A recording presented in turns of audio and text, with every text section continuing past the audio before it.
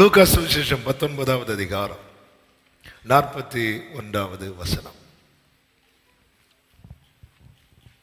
அவர் சமீபமாய் வந்தபோது நகரத்தை பார்த்து அதற்காக கண்ணீர் விட்டு அழுது. ஒரு விசை கூட அந்த வசனத்தை வாசிக்கலாம். அவர் சமீபமாய் வந்தபோது நகரத்தை பார்த்து அதற்காக கண்ணீர் விட்டு அழுது. ஆண்டவராகிய இயேசு கிறிஸ்து எருசலேமை பார்த்து கண்ணீர் விட்டு அழுதார் என்று வேதம் சொல்லுகிறது. இது குருத்தோலை நாளாக எல்லா சபைகளும் கொண்டாடுகிறது. சந்தோஷம்.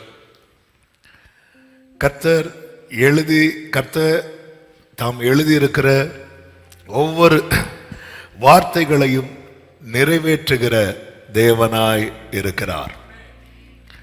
அவர் எருசலேமுக்கு புறப்பட்ட போது வேத வாக்கியத்தின்படி 2 சீஷர்களை அனுப்பி ஒருவரும் இதற்கு முன்பதாக ஏறியிராத ஒரு கழுதையை கட்டவிழ்த்து வர சொல்லி அதன் மேல ஏறி அவர் வரும்போது ஜனங்கள் எல்லாம் பாடி துதித்து ஆர்ப்பரிக்க ஆரம்பிக்கிறார்கள். கர்த்தருடைய நாமத்தினாலே வருகிற ராஜா ஸ்தோத்தரிக்கப்பட்டவர் ஓசனா என்று சொல்லி குருத்தோலைகளை பிடித்து அவர்கள் ஆர்ப்பரித்து வருகிற அந்த நேரத்தில் அப்படியே அவர் எருசலேமுக்குள்ள என்றாகிறார். ஒரு பக்கம் ஆர்ப்பரிப்பு, ஒரு பக்கம் கொண்டாட்டம் இருந்தாலும் ஜனங்கள் எல்லாரும் ஆர்ப்பரிக்கும் போது இயேசுவின் கண்களிலே கண்ணீர். இந்த நாளிலே பேசும்படி கர்த்தருடைய ஆவியானவர் தந்த வார்த்தை இதுதான், இயேசுவின் கண்ணீர். Tears of Jesus Christ. ஆண்டவராகிய இயேசு கிறிஸ்து 3 இடங்களிலே அவர் அழுததை வேதத்திலே பார்க்க முடியும். இயேசு கிறிஸ்து இந்த பூமியில வாழ்ந்த நாட்களிலே அவரால் தாங்க முடியாம அழுத 3 இடங்கள் உண்டு. அதுல ஒரு இடம்தான் இங்கே. இன்னொரு இடம் எங்க அழுவார் அப்படின்னு எல்லாருக்குமே தெரியும். எங்க சொல்லுங்க பார்க்கலாம். இயேசு கண்ணீர் விட்டார். என்னன்னு தெரியல, சின்ன வயசுலயே அது 3 வார்த்தைகள் ஆனதுனாலேயோ என்னமோ தெரியல, ஆல்மோஸ்ட் எல்லா சின்ன பிள்ளைங்களுக்கும் சொல்லிக் கொடுக்கிற வசனங்களிலே ஒன்று. அந்த கண்ணீருக்கு ஒரு பெயர் உண்டு, Tears of Love. அந்த கண்ணீர் அன்பின் கண்ணீர். யோவான் சுவிசேஷம் 11வது அதிகாரத்தின் 35, 36 வசனங்களிலே இதை பார்க்க முடியும். இயேசு கண்ணீர் விட்டார். Jesus wept. இயேசு கண்ணீர் விட்டார். அவர் கண்ணீர் விட்ட போது அவர் அழுகிறதை யூதர்கள் பார்த்து சொன்ன வார்த்தை இதோ, இவர் அவனை எவ்வளவாய் சிநேகித்தார் என்றார்கள். கரங்களை உயர்த்தி ஹல்லேலூயா. அன்பு இங்கே அவர் லாசரு மேல, அந்த குடும்பத்தின் மேல வைத்த அன்பை அற்புதம் செய்து காண்பிக்காமல் அவர் எப்படி காண்பிக்கிறார் தெரியுமா? அழுது காண்பிக்கிறார். அதே 11வது அதிகாரம் அதனுடைய 5வது வசனத்திலே சொல்லப்பட்டிருக்கிறது. வாசியுங்கள் அந்த வசனத்தை. இயேசு மார்த்தாளிடத்திலும் அவருடைய சகோதரிடத்திலும் லாசருவினிடத்திலும் அன்பாயிருந்தார் என்று சொல்லப்பட்டிருக்கிறது. அவர் அன்பாய் இருந்தார். இப்பொழுது யூதர்கள் எல்லாம் சொல்லுகிறார்கள், இவரை எவ்வளவாய் சிநேகிக்கிறார். அப்ப இதுல ஒரு காரியம் நன்றாய் தெரிகிறது. என்ன? என் மேல் அவர் வைத்திருக்கிற அன்பு உண்மையானால் ஒரு நாளில் என்னை சுற்றிலும் இருக்கிறவர்கள் அறிந்து கொள்வார்கள் அவர் என்னை எவ்வளவாய் சிநேகித்தார் என்று. எத்தனை பேர் இந்த காலை வேளையில் சொல்ல முடியும், இயேசு என் மேல் வைத்த அன்பு உண்மை என்று சொல்லுகிறவர்கள் ஆமென் சொல்லுங்க பார்க்கலாம். அவர் சொல்லுவார் அல்லவா, நான் உன்மேல் அன்பா இருக்கிறதை அறிந்து கொள்ளும்படி செய்வேன் என்று. அப்படி என்றால் ஒரு கேள்வி நமக்குள்ளே எழும்பும், அன்பா இருக்கிறீங்க, அன்பா இருந்துட்டு ஏன் ஆண்டவரே நீங்க வராம இருந்தீங்க? ஆமென். லாசரு வியாதியா இருக்கிறான் என்கிற செய்தி அறிந்த பிறகுதான் இயேசு பின்னும் அங்கே தங்கி இருந்தார் என்று வேதத்தில் சொல்லப்பட்டிருக்கிறது. 11வது அதிகாரத்தில் ஆமென் 3வது வசனத்தை பாருங்கள்.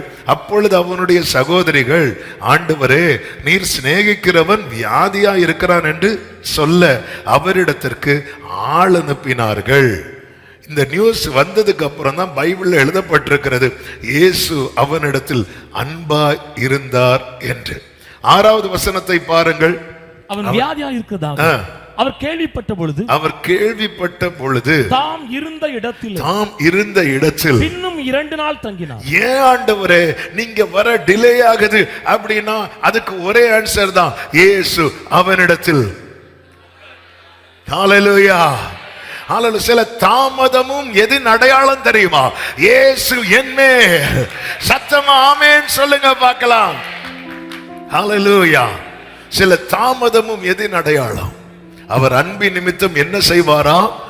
அப்படி அமர்ந்திருப்பார். அன்பின் நிமித்தம் அமர்ந்திருப்பார் என்று செப்பனியா 3:17 நினைக்கிறேன், 17-18 அந்த வசனங்களில் இருக்கும். அவர் அன்பின் நிமித்தம் அமர்ந்திருப்பார். கர்த்தருக்கு மகிமை உண்டாவதாக. 17 எஸ் ஆமே. தம்முடைய அன்பின் நிமித்தம் ஆண்டவர் அமர்ந்திருப்பார். ஹalleluya. அவருடைய தெரியும் கர்த்தருக்கு மகிமை. 400 விதவை அழுதுட்டு போறாங்க. அந்த நாயின் ஊர் வாசலை தாண்டி அடக்கம் பண்ண போறாங்க. அந்த வாசலுக்கு சமீபமாய் வரும்போது ஜீசஸ் உள்ள என்ட்ராகிறார். என்ன டைமிங்! ஹalleluya. 400 விதவை இந்த மகனை சுமந்து கொண்டு இயேசுவினிடத்துல போகவே இல்லை. இன்னும் ஏன் அவளுக்கு இயேசுவை தெரியுமான்னு கூட தெரியாது. ஆண்டவே எதர்ச்சியா மீட் பண்றாங்க. மீட் பண்ணும்போது இயேசுடைய பார்க்கிறார். அப்படியே அழுதுட்டு போறா. ஜனங்க அவளுக்கு சப்போர்ட்டிவா அந்த பையனை பாடையில தூக்கிட்டு போறாங்க. இப்படி பார்க்கும்போது அப்படியே அவரை கிராஸ் பண்ணும்போது பாடையை தொட்டார்ன்னு இருக்கும். தூக்கிட்டு போறவங்களுக்கு முன்னாடி போக முடியல. என்னடா இது, ஒருவேளை பாடி எழும்பிட்டோம் என்னன்னு தெரியல. அப்படி இருக்கும்போது இயேசு பாடை இப்படி தொட்டார். தொட்டுட்டு அவ கண்ணீரை தொடக்கிறார். இந்த 400 விதவைக்கும் இயேசுக்கும் சம்பந்தமே கிடையாது. ஆனா அவர் கண்ணில் பட்டுடுச்சு. அவர் கண்ணில் பட்டதே சும்மா விட மாட்டேங்கிறார். ஒரு ஆமீன் சொல்லுங்க பார்க்கலாம். அவர் கண்ணில் பட்டது இது. அவர் அந்த ஊருக்கு உள்ள என்ட்ராகிறார். இந்த அம்மா டீம் ஊருக்கு வெளியே போறாங்க. அடுத்த ஸ்டெப் எடுத்து வச்சா எல்லா ஹோப்புமே அவுட்டு. அந்த ஊர் வாசலுக்கு சமீபித்து பைபிள்ல சில எழுதியிருக்கிற வார்த்தைகள் எல்லாம் பார்க்கும்போது ஹalleluya ஹalleluya. அதே போலதான் எங்க என்ன செய்யணும்னு என் கர்த்தருக்கு தெரியும். ஆமென். ஆனா லாசரு வீட்டு அப்படி கிடையாது. ஆமென். இந்த நாயினோர் வீட்டுல இருந்து யாரும் போய் சொல்லி அனுப்பல. இப்படி இந்த நாயின் என்னும் ஊர்ல ஒரு ஸ்திரீ இருக்கிற, அவளுக்கு ஏற்கனவே ஹஸ்பண்ட் கிடையாது, சின்ன வயசு, ஒரே ஒரு பையன், அந்த பையனும் இறந்து போயிட்டான். அப்படி எல்லாம் சொல்லி எந்த இன்ஃபர்மேஷனும் இயேசுவுக்கு கொடுக்கல. ஆமென். ஆனா இது கண்ணில் பட்டது. ஆண்டவர் விடுதலை கொடுக்கிறார். ஆனா லாசர் வீட்டில் அப்படி கிடையாது. ஏன் ஆண்டவரே? மார்த்தாளும் மரியாளும் இயேசுவின் இடத்துல ஒரே ஒரு காரியத்தை தான் வைப்பாங்க. என்ன காரியம்னா சொல்லுங்க பார்க்கலாம். நீர் இங்கே இருந்தீரானா? இந்த கேள்வியில நிறைய கேள்விகள் ஒளிந்திருக்கிறது. ஏன் டிலே பண்ணீங்க? உங்களுக்கு தெரியும்ல, என் சூழ்நிலை உங்களுக்கு தெரியும்ல. ஆமா, நாங்க அழுவோம், நாளைக்கு நாங்க அழ போறோம்னு உங்களுக்கு தெரியும்ல. எங்க வீட்டுல கூக்குரல் கேட்க போகுது உங்களுக்கு தெரியும்ல. ஏன் ஆண்டவரை டிலே பண்ணீங்க? ஏன் டிலே பண்ணீங்க? கர்த்தருக்கு மகிமை உண்டாவதாக. அவன் வியாதியா இருக்கும்போது இயேசு வந்திருந்தார்னு வைங்கள, அவன் அந்த சாட்சி 4 செவருக்குள்ள முடிஞ்சிடும். ஆனா இப்போ இயேசு வந்ததுனால அவனுடைய சாட்சி அந்த ஊரெங்கும். ஆமென் சொல்லுங்க பார்க்கலாம். ஹalleluya. கர்த்தருக்கு மகிமை உண்டாவதாக. ஆண்டவர் எதை செய்தாலும் அவருடைய நன்மைக்காகவே செய்வார். ஆமென். இப்பொழுது அவன் வியாதியா இருந்து கர்த்தர் சுகத்தை கொடுத்தார்னு வைங்கள, மேக்சிமம் என்ன சொல்லி இருப்பாங்க தெரியுமா? என் சகோதரன் எப்படி இருந்தா? வியாதியா இருந்தா. நல்ல வேளை இயேசு அவனுக்கு சுகம் கிடைச்சது, இயேசுவும் அங்கே இருந்தார், அப்படி சொல்லி விட்டுருப்பாங்க. இது வைரலா இருக்காது. ஆமென். சிலருடைய சாட்சிகளை வைரல் ஆக்குறதுக்காகவே கர்த்தர் வெயிட் பண்ணிட்டு இருக்கிறார். எத்தனை பேர் நம்புறீங்க? ஹalleluya. ஊரெல்லாம் சொல்லிடுவே, உலகமெங்கும் பறைசாற்றுவே, ஊரெல்லாம் உலகமெங்கும் பறைசாற்றுவே. ஜீவிக்கிறார் என் இயேசு, சீக்கிரமாய் வந்திடுவார், என் இயேசு சீக்கிரமாய் வந்திடுவார். சர்வ வல்லவர் என் சொந்தமானார், என் ஜீவனானார். சர்வ வல்லவர் என் நிஜமானார். என் மனமாய் ஆமென். ஆஹா, அதிசயம்தானே, glory. ஓ ஓ ஓ, இது உண்மைதானே. இது அதிசயம்தானே, ஓ ஓ ஓ, இது உண்மைதானே. ஆமென். அவர் யார் மேல் அன்பாய் இருக்கிறாரோ அவர்களுடைய வேதனையை அவருடைய வேதனையாகவே பார்க்கிறார். எனவேதான் இயேசு அங்கே கண்ணீர் விட்டார் என்று சொல்லப்பட்டிருக்கிறது. அடுத்து என்ன நடக்க போகும் என்று இயேசுவுக்கு நன்றாய் தெரிந்தும் அவர் அழ காரணம் என்னவென்றால், இது அன்பு. அன்பு என்ற முகம் வாடியால் தெய்வத்தின் முகம் வாடும். ஆண்டவருடைய தாமதம் கூட அன்பு நிமித்தம் தான். ஆமென். அவர் அதனாலதான் ஆண்டவர் பாருங்க, வீட்டுக்குள்ளேயே வரல, அவர் தெருவில் கொண்டு வந்தார். சிலருடைய சாட்சி வீட்டு கூட்டத்தோட முடியும், ஆனா சிலருக்கு செய்ய போறது கன்வென்ஷன்ல தான் முடியும். ஹல்லேலூயா. இந்த காலத்துல ரொம்ப குறைவு. அந்த காலத்துல எல்லாம் பாத்தீங்கன்னா கன்வென்ஷன் கூட்டமே நடத்துவாங்க சாட்சி. ஆமென். இந்த ஸ்தோத்திர கூட்டம்னு வைப்பாங்க, கர்த்தர் செய்த நன்மைக்காக 3 நாள் ஸ்பெஷல் கூட்டம் அப்படின்னு வைப்பாங்க. அதெல்லாம் அந்த காலத்தில். அதுல இவங்க என்ன சொல்லுவாங்க தெரியுமா, அவங்க சாட்சியே சொல்லுவாங்க. சில சாட்சி வீட்டு கூட்டத்தோட முடிஞ்சிடும். ஆமென். என் காரியம், அதாவது என்ன வேதனைப்படுத்தி ரசிக்கிறவர் அல்ல. என் உள்ளம் கலங்கும் போது என் அப்பாவின் கண்களில் கண்ணீர் வரும். காரணம் இது, அவர் என் மேல் வைத்த அன்புல ஒரு கொஞ்சம் மாயை கூட கிடையாது. அந்த அன்பின் கண்ணீர். இயேசு இங்கே கண்ணீர் விட்டார். இயேசு கண்ணீர் விட்டார். இதல்ல செய்தி. எனவே நான் வேகமாய் போகிறேன். இரண்டாவது ஒரு கண்ணீர். அது எங்கே கண்ணீர் வடித்தார் என்று ஆமென், எபிரேயர் 5, 7, 8, 9, 10 வசனங்களிலே பார்க்க முடியும். அதை வாசிக்கலாம். எபிரேயர் 5வது அதிகாரம் 7 முதல். அவர் மாம்சத்தில் இருந்த நாட்களில், அவர் மாம்சத்தில் இருந்த நாட்களில் தம்மை மரணத்தினின்று ரட்சிக்க வல்லமை உள்ளவரை, மரணத்தினின்று ரட்சிக்க வல்லமை உள்ளவரை நோக்கி பலத்த சத்தத்தோடும் கண்ணீரோடு விண்ணப்பம் பண்ணி வேண்டுதல் செய்து நமக்கு உண்டான பயபக்தி நிமித்தம் கேட்கப்பட்டு அவர் குமாரனாயிருந்தும் பட்ட பாடுகளினாலே கீழ்ப்படிதலை கற்றுக்கொண்டு தாம் பூரணரான பின்பு தமக்கு கீழ்ப்படுகிற யாவரும் நித்திய ரட்சிப்பை அடைவதற்கு காரணராகி, மெல்கிசேதேக்கின் முறைமையின்படியான பிரதான ஆசாரியர் என்று தேவனாலே நாமம் தரிக்கப்பட்டார். இங்கே இயேசு கண்ணீரோடு விண்ணப்பம் பண்ணினார் என்று சொல்லப்பட்டிருக்கிறது. எதற்காக? மீட்புக்காக, விடுதலைக்காக. இது மீட்பின் கண்ணீர். tears of redemption. மீட்பின் கண்ணீர். மீட்பின் கண்ணீர். ஆமென். தம்முடைய மீட்புக்காக இங்க அழுதார் என்று அல்ல. அவர் மாம்சத்தில் இருந்ததுனால அவர் இப்படி ஒரு ஜெபம் பண்ண வேண்டி இருந்தது. அதே நேரத்தில் இது அவருக்காக மட்டுமல்ல, இது எனக்காக, உங்களுக்காக, நம் ஒவ்வொருவருக்காக. கரங்களை உயர்த்தி ஹல்லேலூயா சொல்லுவோமா? எங்கே இந்த கண்ணீர் வடித்தார் என்று வேதத்திலே பார்க்கும்போது கெத்செமனே தோட்டத்தில் இயேசு இந்த கண்ணீர் வடித்ததை பார்க்க முடியும்.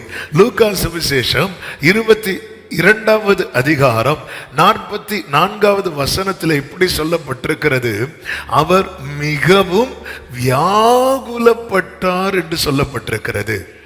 வியாகுலம், அதிக ஊக்கத்தோட ஜெபம் பண்ணினார். அதிக ஊக்கத்தோட. இது எபிரேயர்ல எப்படி சொல்லப்பட்டிருக்கிறது? ஆமென். பலத்த சத்தத்தோடும் கண்ணீரோடு விண்ணப்பம் பண்ணினார். இங்கே சொல்லப்பட்டிருக்கிறது, அவருடைய வேர்வை இரத்தத்தின் பெருந்துளிகளாய் தரையிலே விழுந்தது. அந்த அளவுக்கு பிரஷர் இருக்கிறது. அவ்வளவு சத்தம் போடுறார்.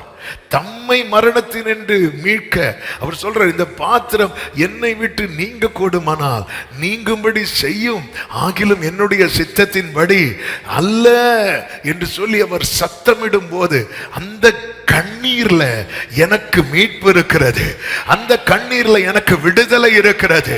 சத்தமா ஒரு ஆமேன் சொல்லுங்க பார்க்கலாம். அதன் அடையாளமாக இயேசு கண்ணீரோடு ஒரு பக்கம் ஜெபிக்க, இன்னொரு பக்கம் அவரோடு கூட விழித்திருக்கும்படிக்கு மூவரை வைத்து கொண்டு போனார். இடையில வந்து பார்க்கிறார். அவர் ஜெபத்தை முடிக்கல, இடையில வந்து பார்க்கிறார். ஒருத்தங்க நமக்காக உத்தரவாதமா இருக்கிறது நம்மளால ஃபீல் பண்ண முடியும், அவங்க இல்லைங்கிறது நம்மளால ஃபீல் பண்ண முடியும். ஜெபிப்போன்னு சொல்லுவாங்க, ஆனா ஜெபிக்கிறாங்களா இல்லையாங்கிறது நமக்கு ஓரளவுக்கு ஜெபிக்கிறவங்களுக்கு ஃபீல் பண்ண முடியும். ஏன்னா இயேசு வந்து திரும்ப திரும்ப போய் ஜெபிக்கிறார். அப்போ அவர் அங்கே ஜெபத்தை என்ன செய்யல, முடிக்கல. ஜெபிக்கிறதுக்கு இடையிலே அவருக்கு டவுட் வந்துட்டு, எப்படி இவனுக்கு என்ன தான் பண்ணுவானுங்க. அவன் ஏன்னா மலையில கொண்டு போகும்போதும் என்ன பண்ணாங்க, தூங்கினாங்க. ஹல்லேலூயா. சிலருக்கு சில கிருபை உண்டு பாருங்க. ஆமே, ஒன்று எழுப்பிட்டீங்க பார்த்தீங்களா, எனக்கு தெரியும். ஹல்லேலூயா. அவங்கள முழிச்சிருக்க சொன்னா தூங்குவாங்க, நம்ம தூங்குனா எழுப்புவாங்க.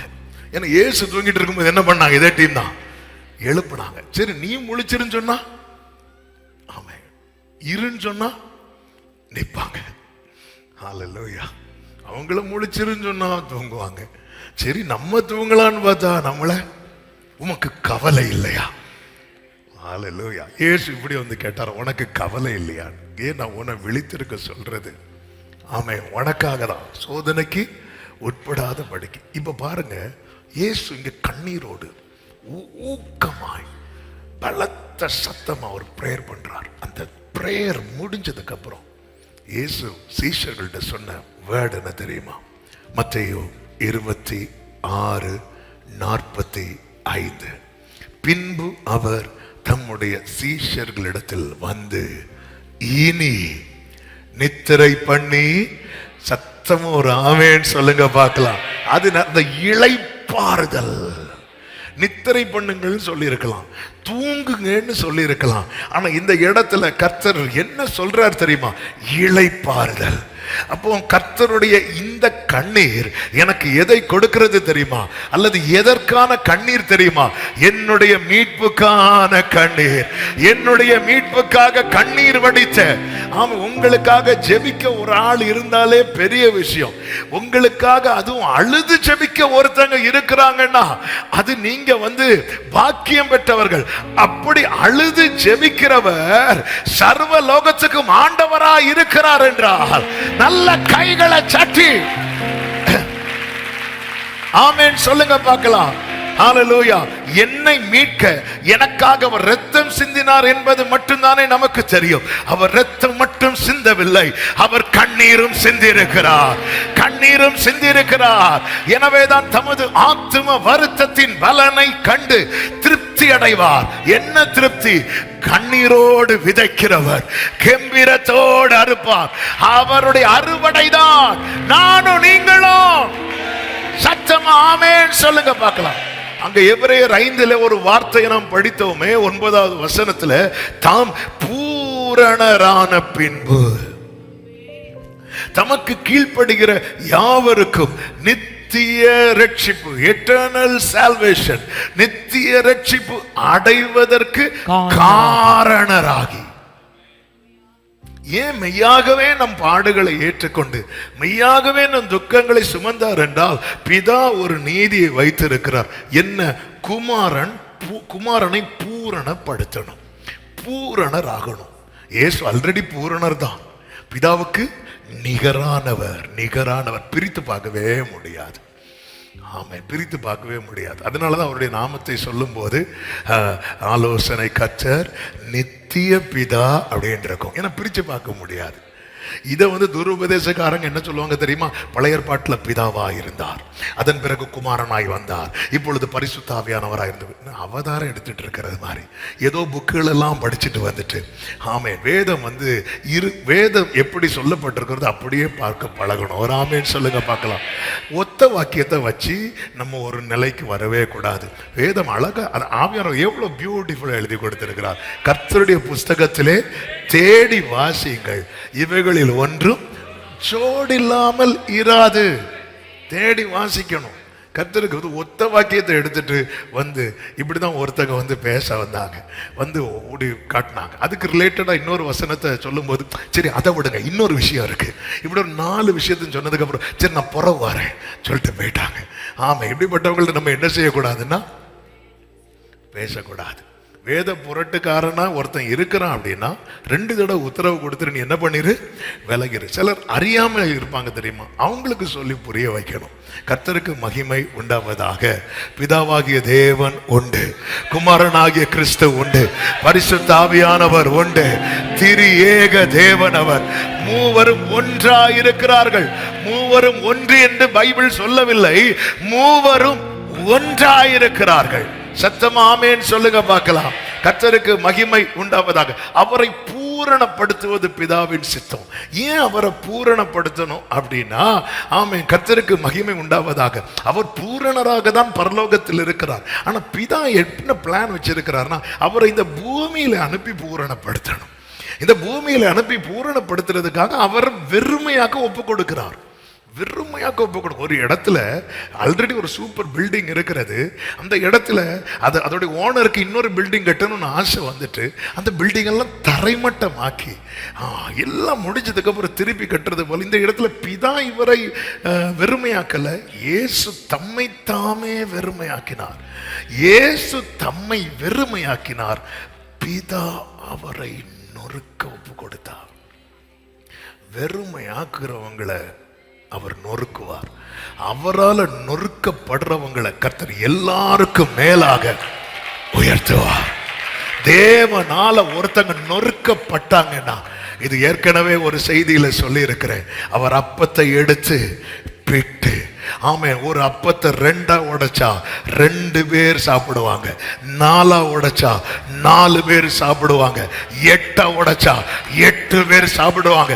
நீ எந்த அளவுக்கு நொறுக்கப்படுகிறாயோ அந்த அளவுக்கு உபயோகப்படுத்தப்படுவாய். நீ எந்த அளவுக்கு உடைக்கப்படுகிறாயோ அந்த அளவுக்கு.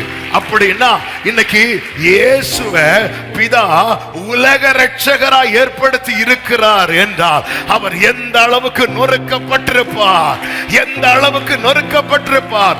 உலகம் இதை அவரை கைவிட்டார் என்று சொல்லும் போது வேதம் சொல்லுகிறது, அவரை கைவிடல, அவரை பூரணராக்கினார்.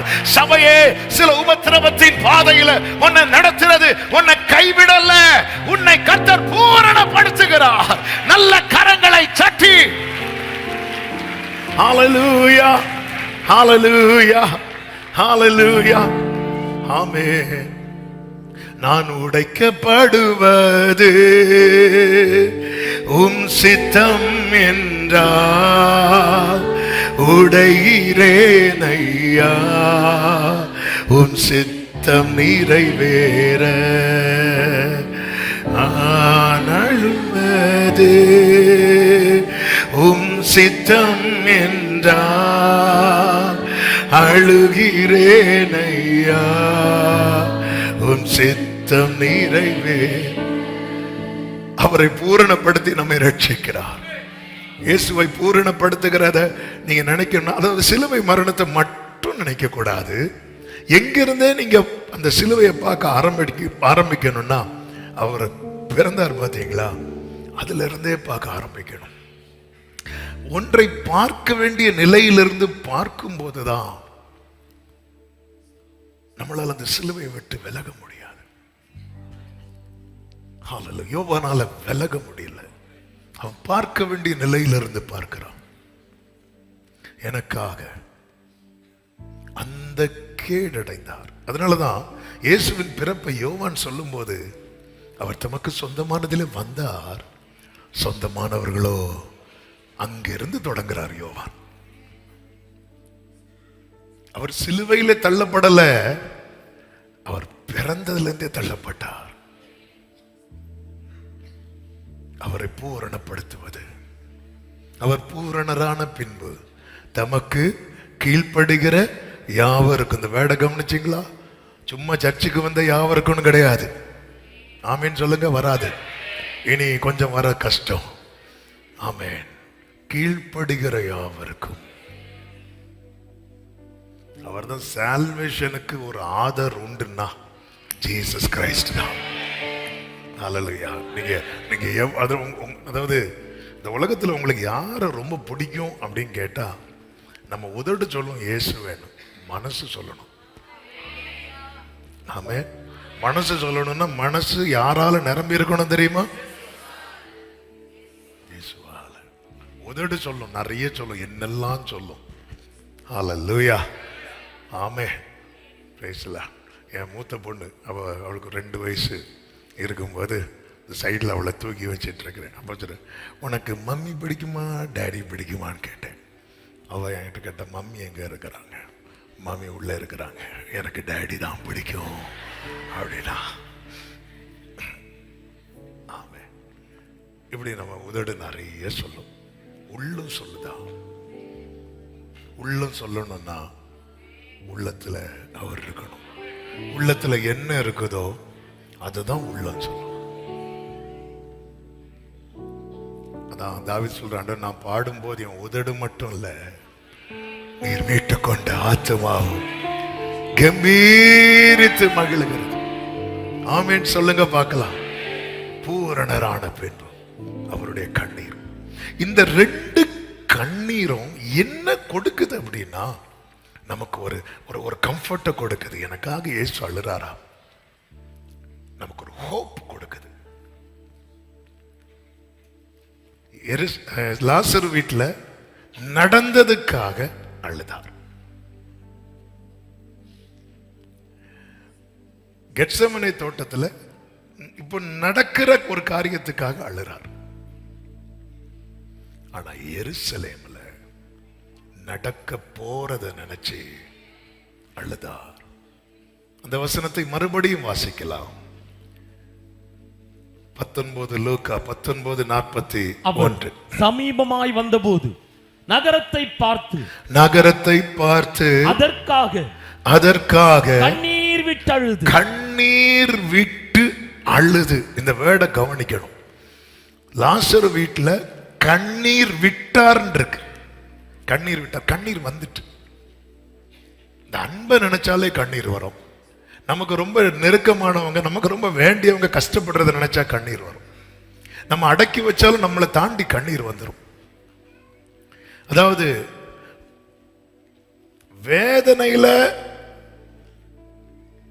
அழுக வரும் தெரியுமா, அதை ஜெபமா மாத்திரணும்.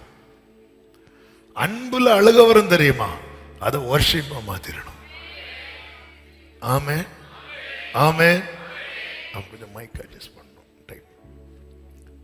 ஜீசஸ். வேதனையில வருகிற கண்ணீர் எல்லாம் ஜெபமா ஆக்கிரணும். லவ்ல வர கண்ணீர் எல்லாம் வர்ஷிப் ஆக்கிரணும். ஹalleluya. ஆண்டவருக்கு மாத்திரம் மகிமை உண்டாவதாக. அவரு பெத்தானியாவுல கண்ணீர் விட்டார். கெத்செமனே தோட்டத்துல கண்ணீரோடு ஜெபித்தார்.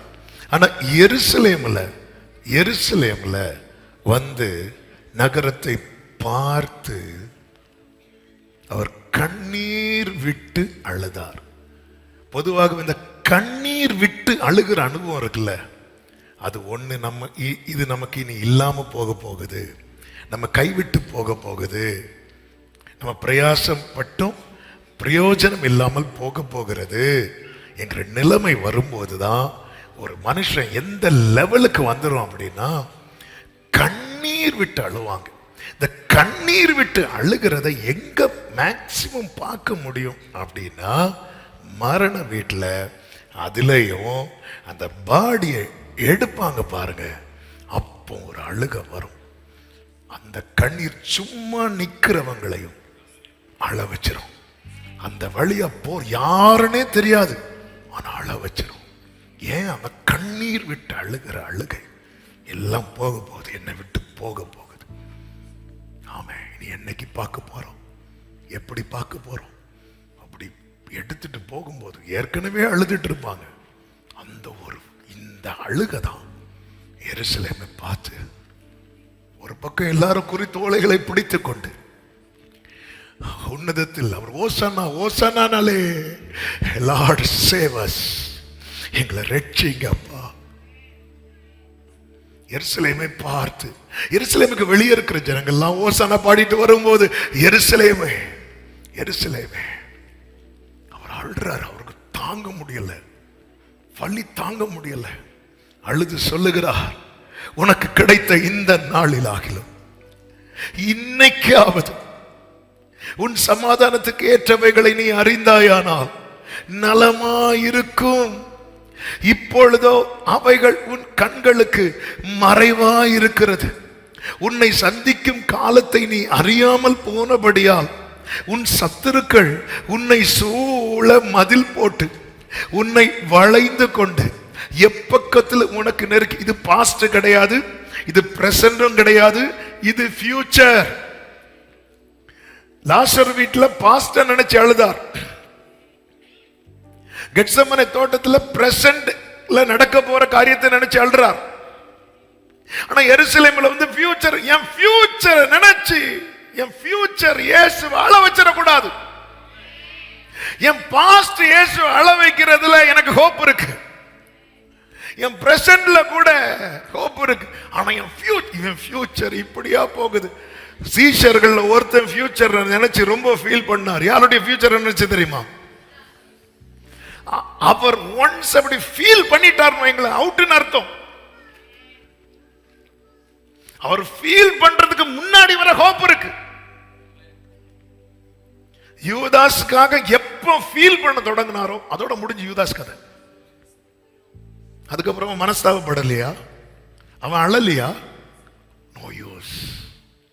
அதான் இந்த தான், அதாவது எருசலேமுக்கு தெரியல இன்னைக்கு தான் எனக்கு கிரேஸ் பீரியடோடைய லாஸ்ட் டே அப்படின்னு தெரியல. அதான் அழுதார். இன்னைக்கு தான் லாஸ்ட் டே. உனக்கு கிடைத்த இந்த நாளில் ஆகலாம். இதுதான் அனுக்கிரக காலம், இதுதான் ரட்சணிய நாள். என் ஃபியூச்சர் இப்படி ஆக போகுது நினைச்சு அவர் அழ ஆரம்பிச்சிட்டாருன்னா அதன் அர்த்தம் என்ன? அவர் என் ஃபியூச்சரை பார்த்துட்டார். ஹல்லேலூயா. ஆமென். எனக்காக இயேசு அழுவது எனக்கு ஆசீர்வாதம், எனக்காக இயேசு கண்ணீரோடு ஜெபிக்கிறது எனக்கு ஆசீர்வாதம். ஆனா இயேசுவை நான் எப்படி அழ வச்சிடக்கூடாது தெரியுமா? கண்ணீர் விட்டு அழ வைத்திடக்கூடாது. எருசலேமே, கர்த்தர் உன்னை நேசிக்கிறார், கர்த்தர் உன்னை நேசிக்கிறார். எருசலேமே, எருசலேமே, கர்த்தர் உன்னை நேசிக்கிறார். எருசலேமே, கர்த்தர் உன்னை நேசிக்கிறார். அவரால் தாங்க முடியல. யாரோ இறந்ததுக்கெல்லாம் அழமாட்டோம். நமக்கு ரொம்ப பிரியமானவங்க அவங்க நம்மளை விட்டு போறாங்க, இனி அவங்க நமக்கு இல்ல, இனி அவங்கள பார்க்க முடியாது, இனி இனி இனி அவ்வளவுதான்ங்கிற நிலைமை வரும்போது ஒரு பக்கம் அவரை துதிக்கிற ஆர்ப்பரிப்பின் சத்தம் இருந்தாலும் அவருக்கு கம்பளங்கள் எல்லாம் விரிக்கிறாங்க. என்ன பண்ணாலும் நீங்க இந்த மரண வீட்டில் பார்த்துருக்கீங்களா? ஆமே, அங்க இருக்கிறவங்களுக்கு எல்லாம் டீ எல்லாம் போட்டு கொடுப்பாங்க, மத்தியானம் ஆனால் லஞ்ச் ரெடி பண்ணிடுவாங்க, டின்னர் ரெடி பண்ணுவாங்க, எல்லாரும் துக்கமா இருந்தாலும் சாப்பிடுவாங்க. ஆனா ரொம்ப துக்கத்தில் இருக்கிறவங்க தண்ணி கூட கொடுக்காம இருப்பாங்க. எங்க அப்பா இருந்து 3வது நாள் எங்க அண்ணன் வந்து என்னை ஃபோர்ஸ் பண்ணி சாப்பிட வச்சாங்க. அந்த அடக்க ஆராதனை அன்னைக்கு சாப்பிட முடியாது, ஒண்ணுமே பண்ண முடியாது. வலி, வேதனை. மீதி எல்லாரும் அழுது துக்கத்தோடு இருந்தாலும் அந்தந்த காரியம் நடக்கும். ஆனா ரொம்ப நெருக்கமா இருக்கிறவங்க பாருங்க, அவங்களுக்கு தண்ணி கூட கொடுக்க முடியாது. என்ன துதி ஆர்ப்பரிப்பு இருந்தாலும் அவருக்கு இதுல என்ஜாய் பண்ண முடியல. எருசலேமே ஒன்ன நினைச்சு அவர்களால் பரலோகத்தில் இருக்க முடியாம தானே இறங்கி வந்தார். பரலோகத்துல கோடா கோடி தூதர்கள் இரவும் பகலும் ஓயாமல் பரிசுத்தர் பரிசுத்தர் பரிசுத்தர் பரிசுத்தர் என அந்த துதிகளின் மத்தியிலே வாசம் பண்ணுகிற கர்த்தர், அவரால் தெரிந்து கொள்ளப்பட்ட எருசலேமின் நிலைமையை பார்த்து இருக்க முடியாம அவர் இறங்கி வந்தார். இது வேதனையின் கண்ணீர், tears of pain, வேதனையின் கண்ணீர். ஹல்லேலூயா. எருசலேமே என்று சொல்லி அழுகிறார். இந்த எருசலேம் தேவனால் தெரிந்தெடுக்கப்பட்ட ஒவ்வொரு இண்டிவிஜுவலா தங்களை முன்னிறுத்தி பார்க்க வேண்டும். நான் என் வாழ்க்கையை குறித்து தேவன் திருப்தியா இருக்கிறாரா, அல்லது தேவனை கண்ணீர் விட்டு அழ வைக்கிறேனா? கண்ணீர் விட்டு அழ வைக்கிறேனா? நம்முடைய வாழ்க்கை எப்படிப்பட்டதா இருக்கிறது? நாம எல்லாருமே அவரை இப்படி பார்க்கிறோம். எதுக்கு தெரியுமா? அவர் கையை திறந்து நாம திருப்தியாக. அவரும் நம்மளை பார்க்கிறார். எதுக்கு தெரியுமா? அவருடைய ஆத்தும வருத்தத்தின் பலனை கண்டு திருப்தியாக. இங்க இருக்கிற எத்தனை பேருக்கு சொல்ல முடியும் என் லைஃப் ஆண்டவரை திருப்திப்படுத்துகிறது என்று? ஆமே, நான் கையை கட்டிட்டேன்.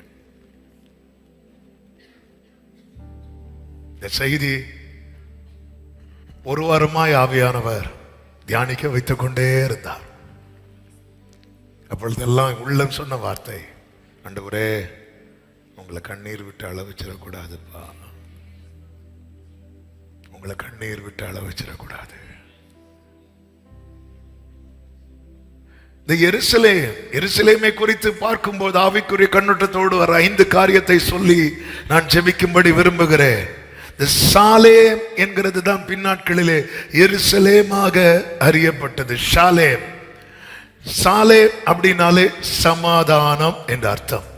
ஜெருசலேம் என்கிற வார்த்தை ஈரே சாலேம், இது ரெண்டும் இணைந்தது தான். ஈரே ஈரே யெகோவா ஈரேன்னு சொல்லுவோம்ல, ஈரே சாலேம் இது இணைந்தது தான் ஜெருசலேம்.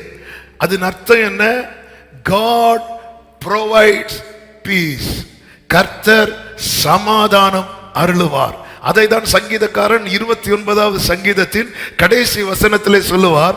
கர்த்தர், ஆமென், 29 கடைசி, கர்த்தர் தமது ஜனத்திற்கு பலன் கொடுப்பார். கர்த்தர் தமது ஜனத்திற்கு சமாதானம் அருளி. The Lord will bless his people with peace. சமாதானம் அருளி ஆசீர்வதிப்பார். இந்த சாலேமுக்கு ஒரு ராஜா உண்டு.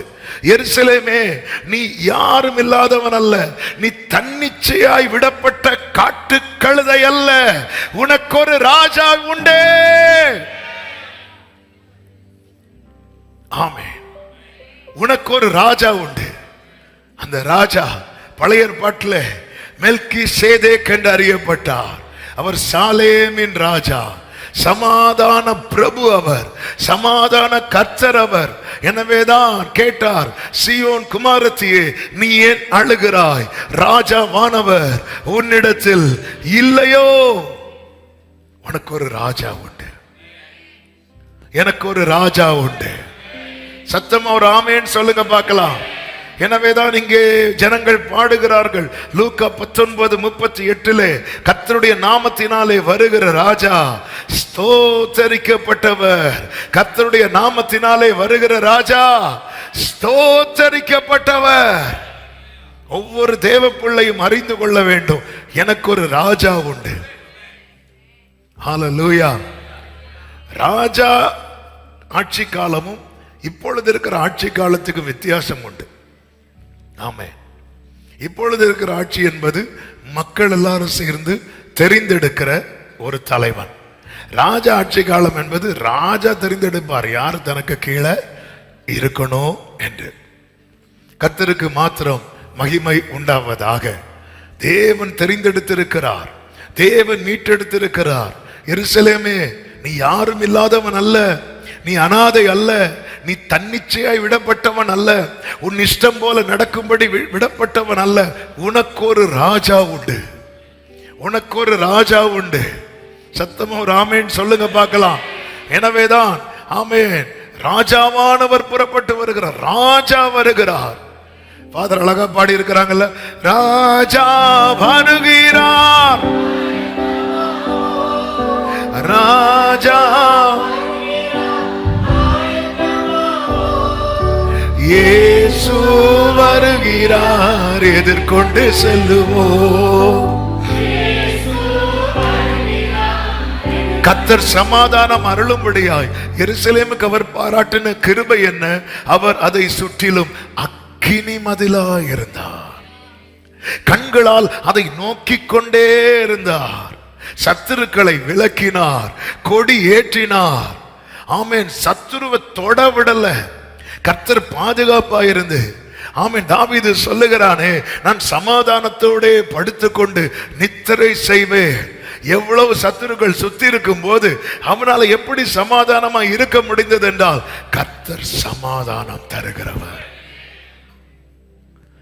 எருசலேமே, உன்னை நான் ஏற்படுத்தினதே நீ சமாதானமா இருக்கணும். அதனாலதான் வருத்தப்பட்டு பாரம் சுமக்கிறவர்களே, நீங்கள் எல்லாரும் என்னிடத்தில் வாருங்கள், நான் உங்களுக்கு இளைப்பாறுதலை தருவேன்.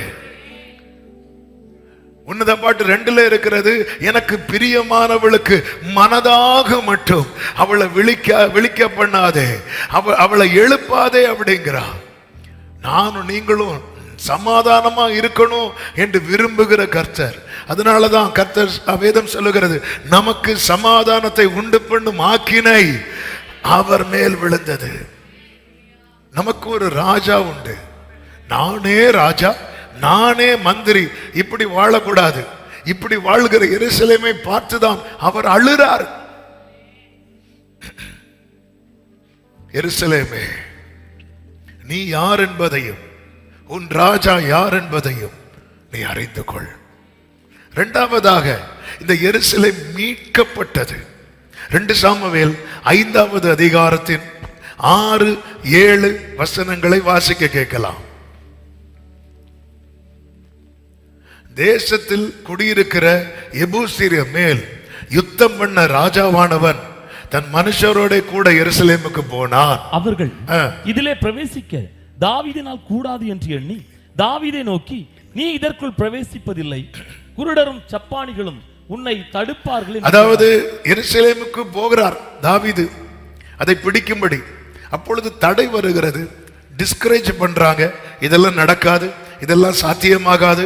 அப்படி சொல்லப்பட்ட இடத்துல 6வது வசனத்திலே சொல்லப்பட்டிருக்கிறது, 7வது வசனம், ஆனாலும் தாவீது சீயோன் கோட்டையை பிடித்தான்.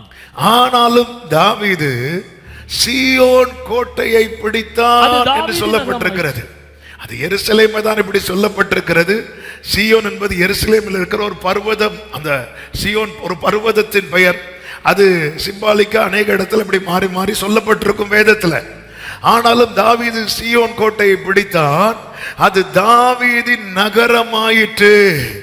இவனெல்லாம் மீட்க முடியாது, இவனெல்லாம் தெரிந்தெடுக்க முடியாது.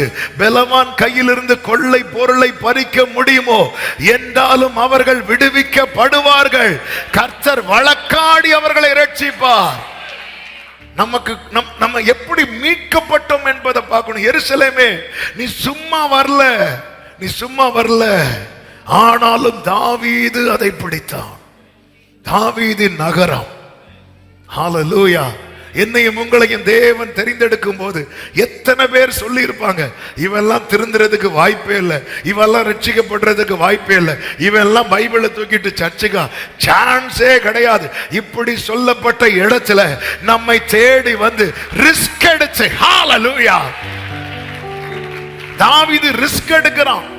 அங்க இருக்கிறவங்க சொல்றாங்க, இங்க இருக்கிற ஜப்பானிகளை ஒன்னு தடுப்பாங்க அப்படின்னு. அதாவது இதெல்லாம் எத்தனையோ பேர் முயற்சித்து தோற்று போன இடம். எருசலேமை பிடிக்க எவ்வளவு பேர் ட்ரை பண்ணாங்க, எல்லாரும் தோற்று போனாங்க. இப்ப தாவீது வந்திருக்கிறானா, சான்ஸே கிடையாதுப்பா. நீ வேணா கோலியாத்தை வீழ்த்துறவனா இருக்கலாம், இந்த எருசலேம் எல்லாம் பிடிக்க முடியாதுன்னு சொல்லுகிற இடத்துல ஆனாலும் தாவீது சீயோன் கோட்டையை பிடித்தான். ஹல்லேலூயா. அடிக்கடி நினைத்து நன்றி சொல்லுகிற காரியத்துல உண்டு, நான் எப்படி ஆண்டவரே இங்க. Hallelujah, hallelujah. B major. என்னையா தேடினீர் ஐயா இயேசுநாதா, உம்மை மறந்தவோ Glory, என்னையா ஐயா இயேசுநாதா, அடிமை உமக்கே நீதான். எருசலேமே, எருசலேமே, ஹalleluya. நீ மீட்கப்பட்டதை மறந்து விட்டாய். நீ தெரிந்தெடுக்கப்பட்டவன். 1 ராஜாக்களின் புஸ்தகம் 11:36 மூன்றாவதாக அவருடைய நாமம் தரிக்கப்பட்டிருக்கிறது. அந்த வசனத்தை வாசிக்கலாம். என் நாமம் விளங்கும்படி, ஓ என் நாமம் விளங்கும்படி நான் தெரிந்து கொண்ட நகரமாகிய, நான் தெரிந்து கொண்ட நகரமாகிய எருசலேமிலே, எருசலேமிலே, என் சமூகத்தில், என் சமூகத்தில், என் தாசனாகிய தாவீதுக்கு என்னாலும் ஒரு விளக்கு இருக்கத்தக்கதாக அவன் குமாரனுக்கு ஒரு கோத்திரத்தை கர்த்தர் வேற எந்த நகரத்தையும் அவருடைய நாமம் விளங்க தெரிந்தெடுக்கவே இல்லை. எத்தனை பட்டணங்கள் இருக்கிறது, எத்தனை நகரங்கள் இருக்கிறது. பூமியும் அது நிறைவும் கர்த்தருடையது. அப்ப கர்த்தர் நினைச்சா எல்லாத்துக்கும் மேல என்ன பண்ணலாம் தெரியுமா? அவருடைய நாமத்தை தரித்திருக்கலாம். இல்ல, எருசலேமை மட்டும் தெரிந்தெடுக்கிறார். 132வது சங்கீதத்திலே சொல்லப்பட்டிருக்கிறது, சீயோனை கர்த்தர் எப்படி தெரிந்தெடுத்தார் தெரியுமா? விரும்பி விரும்பி விரும்பி விரும்பி தெரிந்தெடுத்தார். அவருடைய நாமம் தரிக்க இதை விட நம்ம எத்தனையோ மேன்மையா பார்க்கிறோம். ஊரில் ஒருவனும், ஆமோஸ் தீர்க்கதரிசியை கொண்டு சொல்வார் அல்லவா, ஊரில் ஒருவனும் வம்சத்தில் 2 பேர், ஆமோஸா ஆபகுக்கான்னு தெரியல, ஆமென், ஊரில் ஒருவனும் வம்சத்தில் 2 பேருமாக நான் தெரிந்தெடுத்தேன். எத்தனையோ ஜனங்க இருக்கிறாங்க. இயேசு இந்த பூமியில் வந்தது நமக்காக மட்டுமா? எல்லாருக்காக தானே வந்தார். அப்ப எல்லாரையும் தெரிந்தெடுக்க வேண்டிய இடத்துல என்னையும் உங்களையும் தேவன் தெரிந்தெடுத்து என் நாமம் தரிக்கப்பட்ட என் ஜனங்கள் எத்தனை பேருக்கு நிச்சயம் இருக்கிறது? என் மேல அவருடைய நாமம் தரிக்கப்பட்டிருக்கிறது. ஏசாயா 44வது அதிகாரம் அதனுடைய ஆமென், கர்த்தருக்கு மகிமை உண்டாவதாக 5வது வசனத்தை வாசிக்க கேட்கலாம். ஒருவன் நான் கர்த்தருடையவன் என்பான், கர்த்தருடையவன் என்பான். ஒருவன் யாக்கோபின் பெயரை தரித்துக் கொள்வான். ஒருவன் நான் கர்த்தருடையவன் என்று கையெழுத்து போட்டு, அதான் உடன்படிக்கை, கையெழுத்து போட்டு இஸ்ரவேலின் நாமத்தை தரித்துக் கொள்வான். நம்ம எல்லாம் எங்கேயோ இருந்தவர்கள், இதற்கு சம்பந்தமே இல்லாதவர்கள். இன்று நாம் அவருடையவர்களாய் இருக்கிறோம், கையெழுத்து போட்டு இருக்கிறோம். சத்தமா ஒரு ஆமென் சொல்லுங்க பார்க்கலாம். இந்த எருசலேமை பார்த்து அவர் கண்ணீர் வடிக்கிறார். கண்ணீர் வடிக்கிறார் என்றல்ல, கண்ணீர் விட்டு அழுகிறார். Glory Jesus. அன்று கழுதை மேல வந்து எருசலேமை பார்த்து கண்ணீர் வடித்தது போல, நாளை அவர் வெள்ளை குதிரை மேல வந்து எத்தனை பேரை பார்த்து கண்ணீர் விட்டு அழப் போகிறாரோ தெரியாது. அந்த கூட்டத்தில் நாம இருக்கவே கூடாது என்பது நம்முடைய ஜெபமாய் அனுதினமும் இருக்கட்டும். ஹல்லேலூயா. அன்னைக்கு ஆண்டவர் அழுறது மாதிரி பைபிள்ல இல்ல, ஆனாலும் ஒரு வழி இருக்கும்ல, ஒரு வழி இருக்கும்ல. அன்னைக்கு கழுதை மேல வந்தார், அன்னைக்கு இரட்சகராய் வந்து அழுதார். நாளைக்கு எத்தனை பேர் ஓடி ஒளிவாங்களா அவரை ஃபேஸ் பண்ண முடியாம? நாமம் தரிக்கப்பட்டிருக்கிறதே. ஆண்டவரே, அவங்களை இப்படி வச்சிருக்கிறீங்க, இவங்களை இப்படி வச்சிருக்க, இன்னைக்கு இதுதானே நமக்கு பிரஷியஸா இருக்கிறது. ஆண்டவர், என் மேல உங்க நாமம் தரிக்கப்பட்டிருக்கிறது, நீங்க என்ன தெரிந்தெடுத்து இருக்கிறீர், உம்முடைய நாமம் தரித்து இவ்விதமாய் நீ என்னுடையவளானாய், உம்முடையவளாய் என்னை நீர் மாற்றி இருக்கிறீர். ஆண்டவரே, நம்ம எதெல்லாம் பிரஷியஸா பார்க்கணும் தெரியுமா? ஆண்டவரே, அவங்களுக்கு உடனே வேலை கொடுத்தீங்க. ஆண்டவர், அவங்களுக்கு நம்ம நினைச்ச நிறைய காரியம் நடக்கல, நடத்துதானே செய்யறாரு. இப்போ ஒரு நெருக்கமான சூழ்நிலை தான். என்ன செய்ய போறோம் பெரிய கொஸ்டின் இருக்குல்ல. 3 வருஷம் லாக்டவுன் இருந்துச்சுல்ல, என்ன செஞ்சோம்? அன்னைக்கு கேஸ் இருந்து சாப்பாடு இல்லை. எல்லாரும் கேஸ் ஏறி இருந்தீங்க. ஆமே, நடத்தலையா கர்த்தர்? நடத்தலையா? நீ தண்ணீரை கடக்கும் போது நடத்துவார். ஒரு வருமானம் இருந்தாங்க, ஒரு வருமானம் இருந்தா நடத்தலையா கர்த்தர்? நம்ம எதை மறந்துட்டோம் தெரியுமா? ஆமா, எனக்கு ஒரு ராஜா இருக்கிறார், எனக்கு ஒரு ராஜா இருக்கிறார், எனக்கு ஒரு ராஜா இருக்கிறார். என்னை போஷிக்கிறவர் அவர் சாலேமின் ராஜா. அவர் தளர்ந்து வந்த ஆபிரகாமுக்கு அப்பமும் திராட்சரசமும் கொடுத்த ராஜா, எனக்காக ஜீவனை கொடுத்த ராஜா. என்னை தனியா விட மாட்டா, என்னை தள்ளாட விட மாட்டா. என்னை அலைந்து நீதிமானுடைய சந்ததி அப்பத்துக்கு அலைந்து திரிய நல்ல கைகளை தட்டி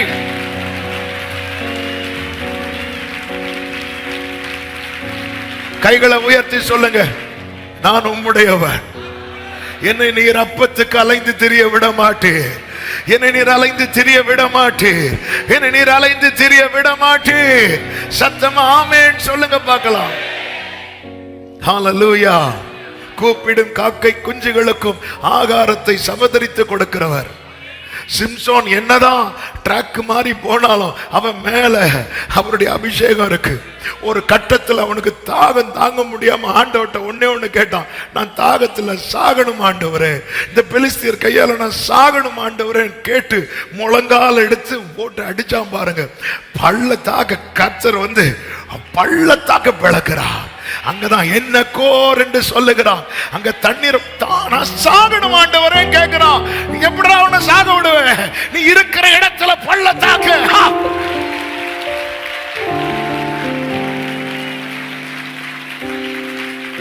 எல்லா வாசல் அடைப்பட்ட நிலையில இந்த கேள்வியோட யாராவது இருக்கிறீங்களா? உன் மேல அவர் நாமம் தரிக்கப்பட்டிருக்கிறது. எருசலேமே, நான் சாகணும் ஆண்டவரே, நான் சாகணும் ஆண்டவரே. ஹல்லேலூயா, ஹல்லேலூயா. நான் சாகணும் ஆண்டவரே. எவ்வளவு பெரிய பலசாலிங்க சிம்சோன். அந்த ரங்கத்தில் அவன் அழுக, வெளியெல்லாம் அழ மாட்டார், வெளியெல்லாம் பலசாலி. வரம் வந்தாலே பெலிஸ்தேன் ஓடுவான். ஆனா உள்ள போய் நான் சாகணுமாப்பா, பள்ளத்தாக்க என்னக்கோ நீர் எந்த துணையா, தாகம் தீர்க்கும் ஆமென். என்னக்கோ நீர் எந்த துணையாளே, தாகம் தீர்க்கும் ஜீவன் நீரே. ஆமென். ஆவியானவரே, ஆவியானவரே, ஆவியானவரே, glory, ஆவியானவரே. பள்ளத்தாக்கில் நடக்கும் போது என்னை காண்பவரே, தாகத்தாலே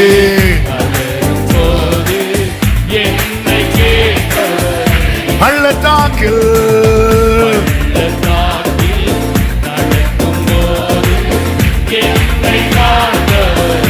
ஆமென். தாகத்தாலே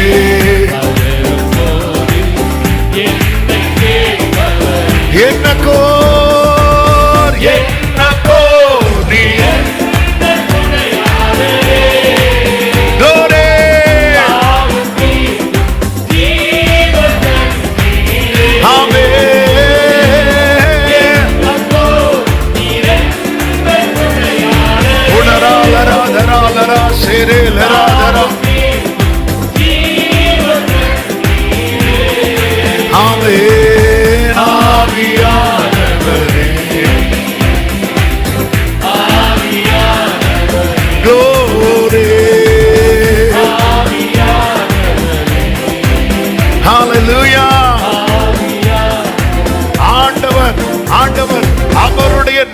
தரிக்கப்பட்ட அவருடைய ஜனம் இருந்த கோசேன் என்னும் நாட்டை விசேஷப்படுத்தி வித்தியாசப்படுத்தினது போல உங்கள் குடும்பத்தை அவர் நாமம் தரிக்கப்பட்ட நீங்கள் இருக்கிற உங்கள் குடும்பத்தை கர்த்தர் விசேஷப்படுத்தி, ஹalleluya ஹalleluya, கர்த்தருக்கு மகிமை உண்டாவதாக. நேரம் அதிகம் போகிறது. நான்காவதாக, இந்த எருசலேமே கர்த்தர் உனக்கு செய்தது என்ன தெரியுமா? நீ மறுபடியும் கட்டப்பட்டவன். 2 ராஜாக்களின் புஸ்தகம் 25:8 சொல்லப்பட்டிருக்கிறது. நேபுகாத்நேச்சார் என்ன செய்தானா? 8-9 வசனங்களை வாசிக்கலாம். 5ஆம் மாதம் 7ஆம் தேதியிலே நேபுகாத்நேச்சார் என்னும் பாபிலோன் ராஜாவின் 19ஆம் வருஷத்திலே பாபிலோன் ராஜாவின் ஊழியக்காரனாகிய நெபுசாராதான் என்னும் காவல் சேனாபதி எருசலேமுக்கு வந்து கர்த்தருடைய ஆலயத்தையும் ராஜாவின் அரண்மனை எருசலேமின் சகல கட்டடங்களையும் பெரிய வீடுகள் எல்லாவற்றையும் அக்கினியால் சுட்டெரித்து விட்டார். இப்படி எல்லாம் இடிக்கப்பட்டு பாழாக்கப்பட்டது. இனி எருசலேம் அவ்வளவுதான் இருந்த இடத்துல கர்த்தர் நெகேமியாவுக்குள்ள பாரத்தை கொடுக்கிறார், எஸ்ராவுக்குள்ள பாரத்தை கொடுக்கிறார். நெகேமியா எஸ்ராவை கொண்டு கர்த்தர் மறுபடியும் கட்டி எழுப்புகிறார், மறுபடியும் கட்டி எழுப்புகிறார். நம்முடைய வாழ்க்கையில் எத்தனை முறை சத்துருவானவன் இடித்து போட்டார், எத்தனை முறை இல்லாமல் ஆக்கினார், எத்தனை முறை இதோடு முடிந்தது என்கிற நிலையில கொண்டு வந்தார். ஆனாலும் கர்த்தர் மறுபடியும் என்னை தூக்கி எடுத்து நிறுத்தி இருக்கிறதை ருசித்தவங்க மட்டும் ஹalleluya ஹalleluya, கர்த்தருக்கு மாத்திரம் மகிமை உண்டாவதாக. நெகேமியா நாட்கள் வந்தபோது நெகேமியாவுக்குள்ள ஒரு பாரம், அவன் அறியாத ஒரு பாரம். அதாவது 2 விதமான பாரங்கள் இருக்கிறது. ஒன்று நாமவே உருவாக்குகிற பாரம், இன்னொன்று தேவன் இறக்குகிற பாரம். ஆண்டவர் ஒரு பாரத்தை இறக்கும் போது அது நம்ம எங்க தான் கொண்டு போகும் அப்படின்னா ஜெபத்துக்கு நேராய் கொண்டு போகும். மார்த்தாளுக்குள்ளே நிறைய காரியம் அவளே நினைச்சு கலங்குனா, அது அவளை என்ன செய்ய வைக்கல அப்படின்னா ஜெபிக்க வைக்கல. நீங்க கவலைப்படுகிற காரியம் உங்களை ஜெபத்துக்கு நேரா நடத்தல அப்படின்னா சம்திங் ராங் இன் யூ. தேவையில்லாம கலங்கிட்டு இருக்கிறீங்கன்னு அர்த்தம். ஒரு ஆமென் சொல்லுங்க. நான் கவலைப்படுகிற காரியம் ஜெபத்துக்கு நேரா நடத்தல அப்படின்னா என் கவலை தப்புன்னு அர்த்தம். நான் சும்மா கவலைப்பட்டு இருக்கிறேன்னு அர்த்தம். அன்னாளுக்கு கவலை இறக்குனது கர்த்தர். ஏன்னா கதவை அடைச்சதே யாருதான்? கர்த்தர். அவ எங்க போனா தெரியுமா? ஆலயத்துல போய் ரொம்ப நேரம் ஜெபம் பண்ணான் இருக்கு. ரொம்ப நேரம் ஜெபம் பண்ணதும் ஏலி எதை பார்க்கறான்னு அவளுடைய வாயை பார்க்கறான். ஒரு கவலை ஒருத்தி ரொம்ப நேரம் ஜெபம் பண்ண வைக்குதுன்னா அது சரியான கவலை. அது கர்த்தர் கொடுத்த பாரம். நெகேமியாவை உபவாசம் செய்ய வைக்குது. நெகேமியா சேஃப் சோனுக்குள்ளதான் இருக்கிறான். அவன் ராஜ அரண்மனையில் ஒரு கவர்னர் போஸ்ட்னு வைங்களேன். சும்மா அந்த சாப்பாடு கொடுக்கிற வேலை மட்டும் கிடையாது. அவன் அவ்வளவு மேன்மையான அந்த ராஜா இருக்கிற போஜன பந்தியில சும்மா லேஸ்ல யாருமே உள்ள வரக்கூடாது. அங்க நிக்கிறவன் ராஜா முகத்தை பார்த்து ஏன்பா துக்கமா இருக்கிற அப்படின்னு கேட்கிறான்னா, ஒவ்வொரு முறை பந்தி பரிமாறும் போதும் நிறைய பேசக்கூடியவங்க. ஹாப்பியா, ஹாய் நெகேமியா, ஹவ் ஆர் யூ, குட், இப்படி பேசிட்டு இருக்கிறவங்க. இன்னைக்கு நெகேமியா பேச மாட்டேங்கிறான். முகத்தை அப்படி குனிஞ்சே விளம்பிட்டு போறான். அவன் வெறும் செர்வண்டா இருந்திருப்பான்னா அவன் பேசினா என்ன பேசல என்ன அப்படி சொல்றான். ஆனா அப்படி அல்ல. அப்படி முகத்தை பார்க்கும்போது துக்கமா இருக்கு. ஏன் துக்கமா இருக்கிற? என்ன விஷயத்தை சொல்லு. அவன் சேஃப் சோன்ல நல்லாதான் இருக்கிறான். ஆனால் அவனுக்குள்ள ஒரு பாரம். இந்த அலங்கம் திரும்ப கட்டணும், திரும்ப கட்டப்படணும். ஒரு காரியத்தை குறித்து கர்த்தர் பாரத்தை இறக்குறாருன்னா புரிஞ்சுக்கோங்க, ஆமென், அதெல்லாம் பலனாய் மாற போகிறது. அப்படி மறுபடியும் கட்டப்பட்டதுதான் இந்த எருசலேம். மறுபடியும் கட்டப்பட்ட எருசலேம்.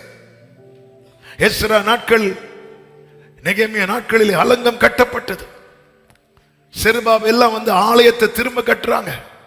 பாழானதை பயிர் நிலமாக்குவேன் என்று எசேக்கியேலை கொண்டு சொன்ன தீர்க்க தரிசனத்தை கர்த்தர் நிறைவேற்றினார். இஸ்ரவேல் என்னும் கன்னிகையே, உன்னை மறுபடியும் கட்டுவிப்பேன். நம்ம லைஃப திரும்பி பாருங்க. ஜெப வாழ்க்கையில எத்தனை இடத்துல அப்படியே விழுந்திருப்போம். திரும்ப தூக்கி கொண்டு வந்து நிறுத்தி ஜெபம் பண்ண வச்சாரா இல்லையா? நான் சொல்றது எத்தனை பேருக்கு புரியுது? எத்தனை நாள் பைபிளை தொடாம இருந்தோம். இப்ப திரும்பி பைபிளை ஃபர்ஸ்ட்ல இருந்தே வாசிக்க வைக்கிறாரா இல்லையா? அவருடைய நாமம் தரிக்கப்பட்டிருக்கிறது. இத்தனை பட்டணங்கள் இருக்க எருசலேமே, உன்னை கர்த்தர் விரும்பி தெரிந்தெடுத்திருக்கிறார். எப்ராயிமே, உன்னை நான் எப்படி கைவிடுவேன்? ஆண்டவரே சொல்ற, என் உள்ளம் எனக்குள். எவ்வளவு சர்வ ஞானியே குழப்ப வச்சுட்டோம் பாத்தீங்களா? அந்த கிருபை நமக்கு தான். என் உள்ளம் எனக்குள், இவனை போடவா தூக்கவா, இவனை என்ன பண்ண, இவனை கீழே போட்டா நான் தான் அழணும்.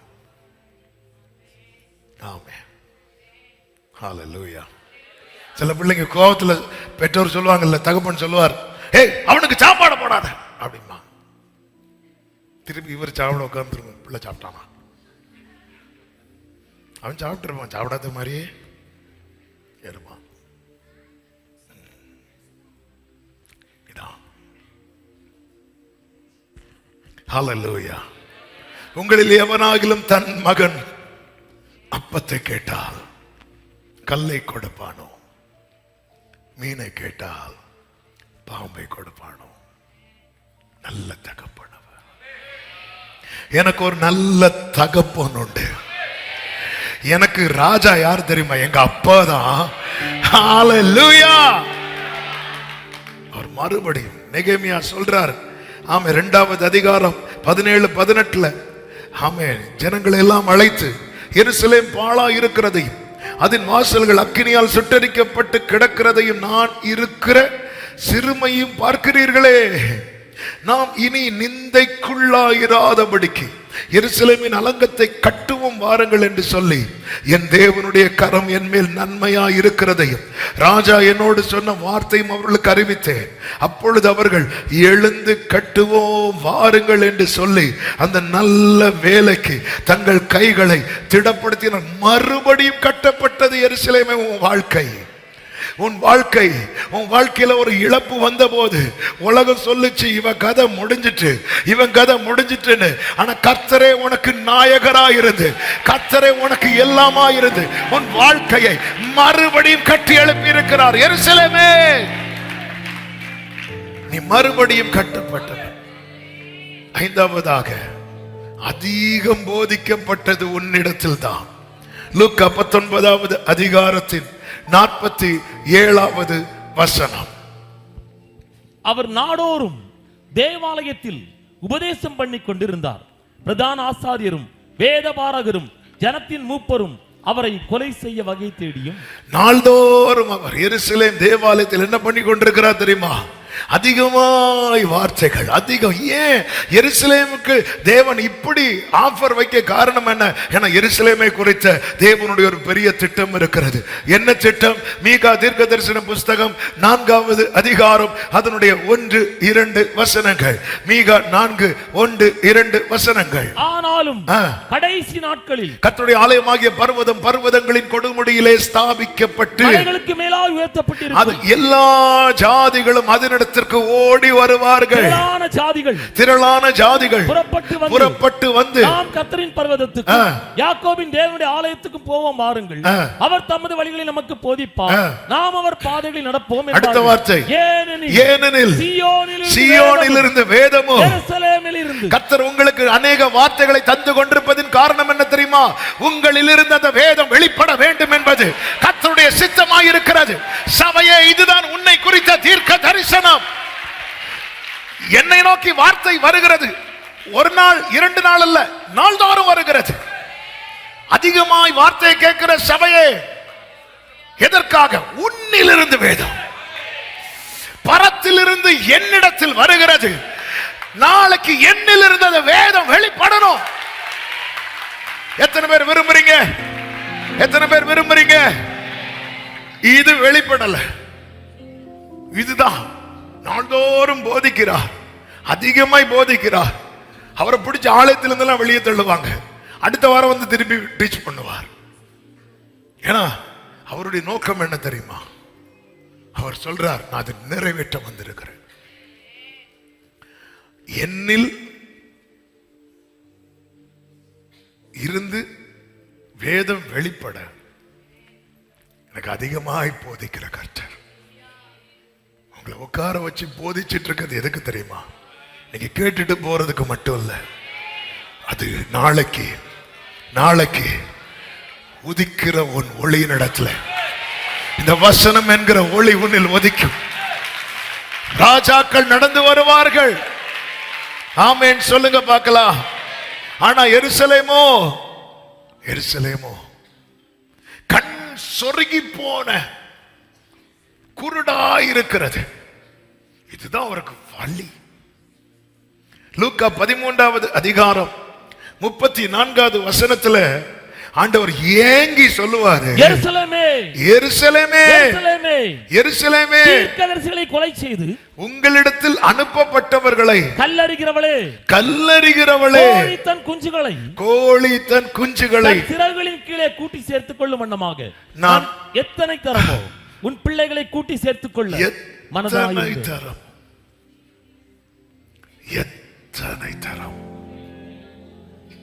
எத்தனை தரமோ நான் சேர்த்துக்கொள்ள மனதாயிருந்தேன்.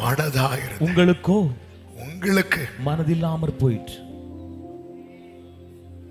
எத்தனை முறை என்னை மன்னிப்பீரோ, எவ்வளவா என்மேல் தீரோ, மறுதலித்தோ மறுவாய்ப்பென கழித்தீர், மறுபடியும் அழைக்கிறீ. இனி நான் பழைய மனிதன் இல்லை, அப்பா நான் உங்க செல்ல பிள்ளை. ஹல்லேலூயா ஹல்லேலூயா. எத்தனை முறை ஆண்டவர் வழியில சொல்றாரு, உனக்கு ஒரு சான்ஸ் 2 சான்ஸ் இல்ல. ஆமே, நம்ம செகண்ட் சான்ஸ் வைக்கிறோம். ஆண்டவர் கேட்கிறார், செகண்ட் சான்ஸ் ஆடா உனக்கு? ஆமே, எத்தனை சான்ஸ்டா உனக்கு? அந்த சான்ஸ் முடிய போகுது நினைச்சு எருசலேம் அழல, அவர் அழுறாரு. நம்ம எக்ஸாம் எழுதிட்டு இருக்கிறோம், 1 மணிக்கு எக்ஸாம் முடியுது, டைம் ஆகுது, எக்ஸாமினர் நிக்கிறாங்க. பொதுவாக டைம் ஆகுதுன்னா யாரு பதறுவாங்க தெரியுமா? எக்ஸாம், ஐயோ நான் இன்னும் ஒரு 2 கொஸ்டின் எழுதுனா பாஸ் ஆவேன், டைம் ஆகுதே. இங்க பார்த்தா எக்ஸாமினர் பதறாரு, இங்க இன்னும் முடியலையா? ஆமே, உணர்வில்லாமல். அதான் ஒரு எத்தனை தரமோ நம்ம லைஃப் திரும்பி பாருங்க. நமக்கு கிடைச்ச சான்ஸ் என்ன தெரியும்? அதாவது நான் தப்பு பண்ணியும் ஆண்டவர் என்ன தண்டிக்காம இருக்கிறார்னா, தப்பு செய்வதற்கான லைசன்ஸ் தந்திருக்கிறார்னு நினைக்கிற அதி புத்திசாலிகளே.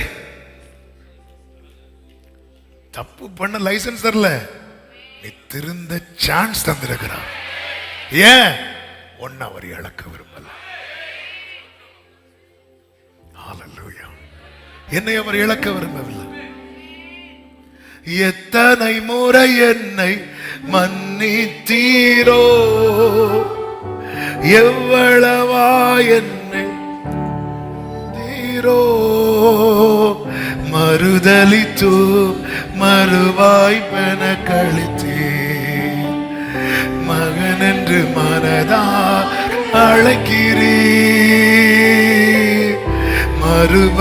மறுபடி நான் பாவத்தில் விழுந்தோ, ஒரு நாள் என காத்திருந்தீர், இனியும் தாமதிப்பது. மறுபடி நான் பாவத்தில் விழுந்தும் மாறுவேன், ஒரு நாள் என காத்திருந்தீர். இது அலங்கார வார்த்தை அல்ல, இது உண்மையான வார்த்தை. இவன் மாறுவான், இவன் நாளைக்கு மாறிடுவான். அதுதான் பவுல் சொல்றாரு. மேன்மை பாராட்ட என்கிட்ட ஒண்ணுமே இல்லை, என்னை விசேஷித்தவன் நான் விசேஷித்தவன் ஆகல்ல, அவர் என்னை விசேஷித்தவன் ஆக்கினா. அந்த நாளுக்காக அவர் பொறுமையா இருந்தா என் பிள்ளை மாறுவான், என் பிள்ளை மாறுவாடு. அவரால் தாங்க முடியல. கோழி தன் குஞ்சுகளை சேர்த்து கொள்ள வேண்டாமா, அவர் ஆடா இறங்கி வந்துட்டாரு. உன்னை புரிய வைக்க கோழியா சொல்றாரு. இதுக்கு மேலேயே நீ அவரை சிரமப்படுத்துவியா? அவர் யார் தெரியுமா? அவரு உயரமும் உன்னதமுமான சிங்காசனத்தில் வீற்றிருக்கிறவர். இப்ப எந்த ரேஞ்சுக்கு நீ இறக்கி வச்சிருக்கிற பாரு, எந்த லெவலுக்கு கீழே கொண்டு வந்திருக்கிற பாரு. எத்தனை தரமோ நம்ம லைஃப் பார்த்து இயேசு நம்ம பாஸ்ட் நினைச்சு அழுறது, நமக்கு நிறைய லவ் கிடைக்கும். நம்ம பிரசன்ட் சிச்சுவேஷன் நினைச்சு அழுறாரு வைங்கள, நமக்கு மீட்பு கிடைக்கும். நம்ம ஃபியூச்சரை நினைச்சு அழுறாரு வைங்கள,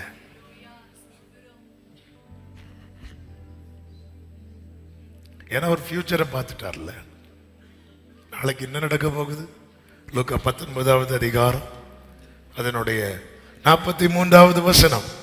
உன்னை சந்திக்கும் காலத்தை நீ அறியாமல் போனபடினாலே உன் சத்துருக்கள் உன்னை சூழ மதில் போட்டு உன்னை வளைந்து கொண்டு எப்பக்கத்தில் நெருங்கி அவரால் தாங்க முடியல. ஆமென். ஹல்லேலூயா, ஹல்லேலூயா. என்ன ஆண்டவர் சொல்ற 42வது வசனத்துல, இப்பொழுது அவைகள் உன் கண்களுக்கு மறைவா இருக்கிறது. எவ்வளவு பெயின் இருக்கும் பாருங்க. நீங்க இந்த லூக்கா 19வது அதிகாரம் இருக்குல்ல, லூக்கா 18வது அதிகாரத்துல லாஸ்ட்ல ஒரு சம்பவம் நடக்கும். என்ன தெரியுமா? அவர் எரிகோவுக்கு போவார். அங்க வழியில யார் உட்கார்ந்திருப்பா தெரியுமா? வழியில யார் உட்கார்ந்திருப்பா? எரிகோவுக்கு போகிற வழியில யார் உட்கார்ந்திருந்து பிச்சை கட்டிட்டு இருப்பா? ஒரு குருடன். அந்த குருடனுக்கு தெரியுது, எரிகோவில் இருக்கிற குருடனுக்கு இயேசு யாருன்னு தெரியுது. எருசலேமில் இருக்கிற தேவ பிள்ளைகளுக்கு இயேசு யாருன்னு தெரியல. எரிகோவில் இருக்கிற எரிகோவில் இருந்த சகைவுக்கு இயேசுவை பார்க்கணும்னு ஆசை இருக்கு. எருசலேமில் இருக்கிற அவருடையவர்களுக்கு இயேசுவை பார்க்கணும்னு ஆசை இல்லை. இதான் ஒரு வழி. கண்கள் இருந்தும் காணாதவர்களாக இருக்கிறார். ஆனா ஒரு குருடனுக்கு தெரியுது, நசரேயனாகிய இயேசு போகிறார்னு அவன்கிட்ட சொல்றாங்க. ஆனா அவன் எப்படி சத்தம் போட்டான் தெரியுமா? தாவீதின் குமாரனின் சத்தம். அவனுக்கு தெரியுது இது யாருன்னு. இயேசுவை யாருக்கு தெரியுதோ அவங்க தான் கண் திறக்கப்பட்டவர்கள். இயேசுவை யாருக்கு தெரியலையோ அவர்கள் குருடர்கள். அதனாலதான் இப்பொழுது உன் கண்களுக்கு மறைவாயிருக்கிறது. அதனர்த்தம் என்ன? உன் லைஃப் கிரேஸ் பீரியட் முடிய போகுது. இதுவரை நீ எதை நினைச்சிட்டு இருந்த? அக்கினி மதிலாய் கர்த்தர் இருப்பார், கர்த்தர் இருப்பார். இப்போ கர்த்தர் சொல்றார், இனி கர்த்தர் உனக்கு மதிலா இருக்க மாட்டார், சத்துருக்கள் உன்னை சூழ மதில் போடுவாங்க. கர்த்தர் மதிலா இருந்தால் நாம் காக்கப்படுவோம், சத்துரு மதிலா இருந்தா அவ்வளவுதான். தூங்கவா செய்யறான் இவன்? குத்து ஈட்டியால எழும்பி உட்கார்ந்து இருப்போம். உட்கார்ந்துட்டா இருக்க, எழும்பி நட. உட்கார முடியல, நடந்துட்டு இருப்போம். என்ன சும்மா நடந்துட்டு இருக்கிற? அலைக்கழிக்கிறவன் சத்துரு. இன்னைக்கு நிம்மதியா இருக்க முடியுதா? வீட்டுல நிம்மதியா ஆமே ஆண்டவர் தருகிற வாழ்க்கையில ஒரு நிறைவோடு இன்னைக்கு காணப்படும். என்ன சுத்தி மதில் போட்டிருக்கிறது யாரு? ஆண்டவருடைய வேதனை. எத்தனை தரமோ உன்னை சந்திக்கும் காலம். இந்த பாம் சண்டே ஒரு ஒரு ஒரு ஒரு ஒரு நார்மலா ஒரு பாரம்பரிய பண்டிகையா இராமல், ஆமே இயேசு கண்ணீர் விட்டு அழுகிற நிலைமைக்கு என் வாழ்க்கை இருக்குமானால் நான் திரும்ப வேண்டிய நாள் இது. இது கர்த்தர் உண்டு பண்ணின நாள். இது கர்த்தர் உண்டு பண்ணின நாள். நாம் கலிகூர கர்த்தரை நோக்கி கேளுங்கள். கர்த்தாவே ரட்சியும், கர்த்தாவே காரியத்தை வாய்க்க பண்ணும். ஆண்டவரே ரட்சியும் ஓசன்னா என்று பாடின சத்தத்தை எருசலேமுக்குள்ள என்டராகும் போது அங்க இருக்கிறவங்களுக்கு அது பிடிக்கல. உடனே சொல்றாங்க, இவங்களை பேசாதபடிக்கு அதட்டுங்க. ஆண்டவர் கண்ணீர் விட்டு அழுகிறார். என கேட்கிற அன்பு சபையே, எவ்வளோ வார்த்தைகளை கேட்கிறோம். நம்முடைய வாழ்க்கை எப்படி போய் கொண்டிருக்கிறது? தன்னிச்சையாய் விடப்பட்ட காட்டுக்கழுதை போல சுற்றி திரிந்து கொண்டு, ஞாயிற்றுக்கிழமை கொஞ்ச நேரம் கிறிஸ்தவர்கள் ஆகிவிட்டோம், அதனால கொஞ்ச நேரம் சர்ச்சில் வந்து உட்காந்துட்டு போகலாம் அப்படின்னு வந்திருக்கிறோமா? இல்ல. நம் ஃபியூச்சரை பார்த்து ஆண்டவர் கண்ணீர் விட்டு அழுகிற நிலைமை இருக்கவே கூடாது. நாம எதிர்காலத்தை நினைச்சு அழுகிறதெல்லாம் மாறுறதுக்கு வாய்ப்பு நிறைய இருக்கு. ஆண்டவர் அழுதுட்டான்னு வைங்களேன், சரி இவன் மட்டும் பிறக்காம இருந்திருந்தா அப்படின்னாரு, அதோட முடிஞ்சு யூதாஸ் கதை. யூதாஸுக்கு வாய்ப்பு அதோட முடிஞ்சு. அந்த டோர் அங்க க்ளோஸ் ஆகுதுன்னு அர்த்தம். கிருபையின் காலம் முடியுதுன்னு அர்த்தம். காலத்தை பிரயோஜனப்படுத்துவோம், கர்த்தரிடம் திரும்புவோம். கர்த்தர் உங்களை ஆசீர்வதிப்பார். எல்லாரும் எழுந்து நிற்கலாமா? வாழ்நாளை எல்லாம் வீணாளாய் வருத்தத்தோடு கழிப்பது ஏன்? வாழ்நாளை எல்லாம் வருத்தத்தோடு வந்தவர் பாதம் சரணடைந்தார். வாழ்வித்து உன்னை சேர்த்துக் கொள்வார். வருவார், அழைக்கிறாரே. வருவார்,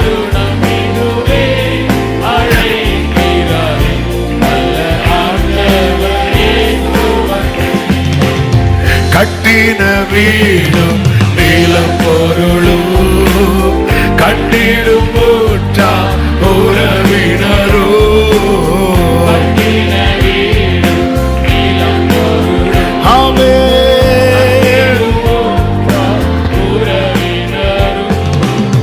கூடு விட்டு நாவி போனா கூட உன்னோடு வருவதில்லை. வருவார், வல்ல ஆண்டவர் வருவார்,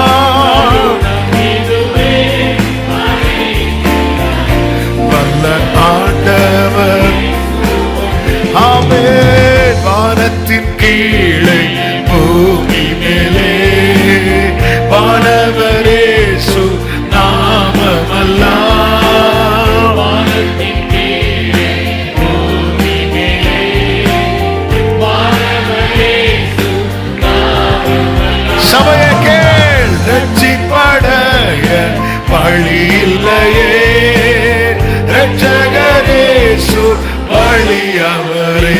வருவார், அழைக்கிறாரே.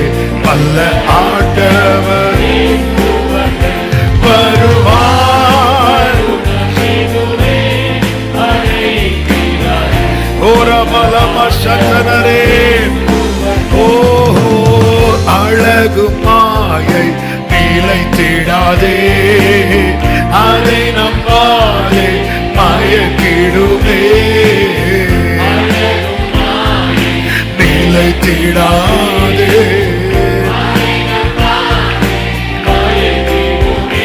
ஆமென். மரணமோ நான் சந்திக்குமே, மறவாதே உன் ஆண்டவரை. வருவார்,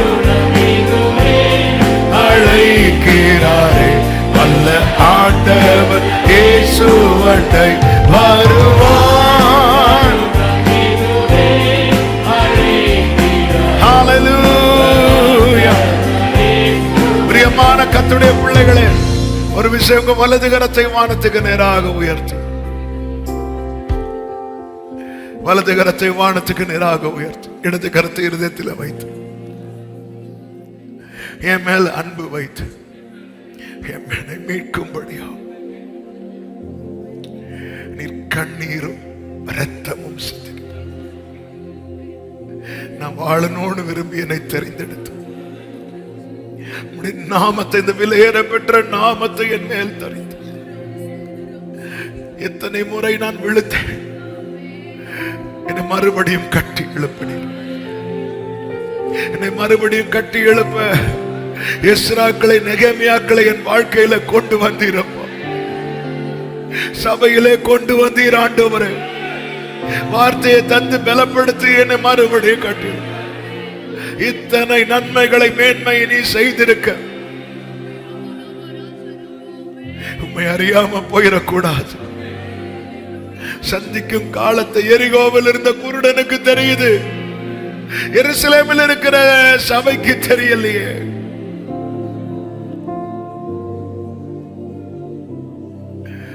ஓ ஹalleluya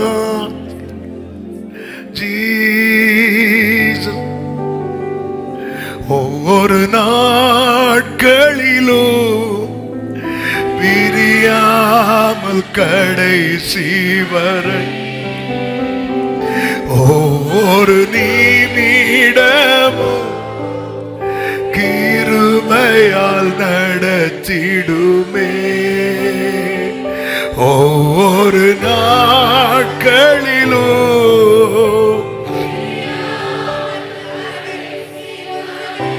glory. ஒவ்வொரு நிமிடமும் கிருபையால். விரும்புறவங்க மட்டும் கைகளை உயர்த்தி நான் உம்மை நேசிக்கிறேன், நான் உம்மை நேசிக்கிறேன், எந்த உயிரை பார்க்கிலோ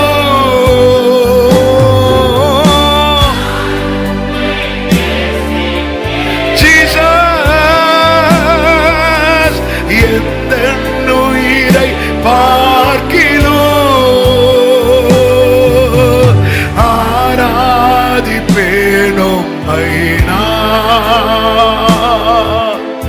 உண்மை மனதோட ஆராதிப்பேன், உண்மை மனதோட உண்மை.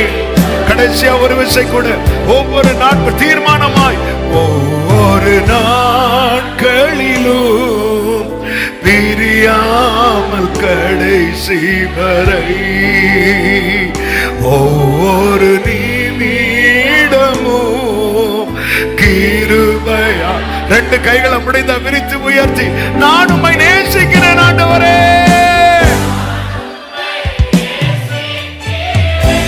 எந்த உயிரை பார்க்கிலும் நான் உம்மை நேசிக்கிறேன் அப்பா, எந்த உயிரை பார்க்கிலும் ஓ ஆராதிப்பேன், ஆராதிப்பேன் ஆண்டவரே. சபையை இந்த நதி இழுத்துட்டு போயிடட்டும்பா, இப்படியே கொண்டு போகட்டும்பா. உம்மை விட்டு விலகுகிற காரியம் எங்களுக்கு தூரமா இருப்பதாக, எங்களுக்கு தூரமா இருப்பதாக. உம்மை அழ வைத்தது போதும் ஆண்டவரே, உம்மை அழ வைத்தது போதும்பா. சொல்லுங்க, நான் உம்மை நேசிக்கிறேன், நான் உம்மை எந்த உயிரை பார்க்கிலும் ஆண்டவரே. Mama shekere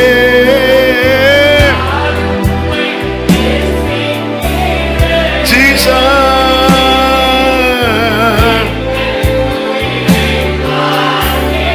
ஆராதிப்பே.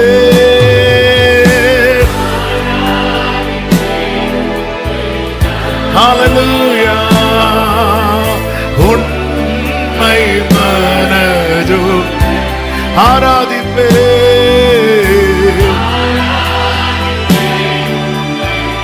Hallelujah சபையா எல்லாரும் சேர்ந்து கடைசி வர்ஷிப் பண்ணலாமா? Hallelujah பாடுவோம்.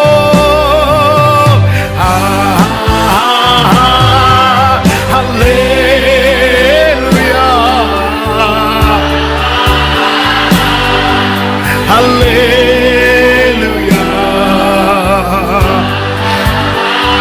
Sharamakaro Ribala Maramadura Balare.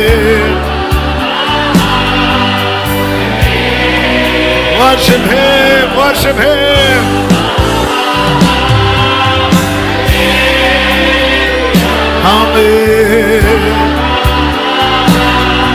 Hallelujah.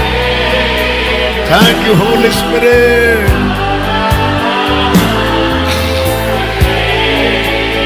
Amen. நல்ல கரங்களை தட்டி முழு பலத்தோடு எஸ் எஸ். ஆமென் ஆமென். ஹalleluya ஹalleluya. பரிசுத்த பிதாவே, நல்ல தகப்பனே, நன்றியோடு உம்மை துதிக்கிறோம்.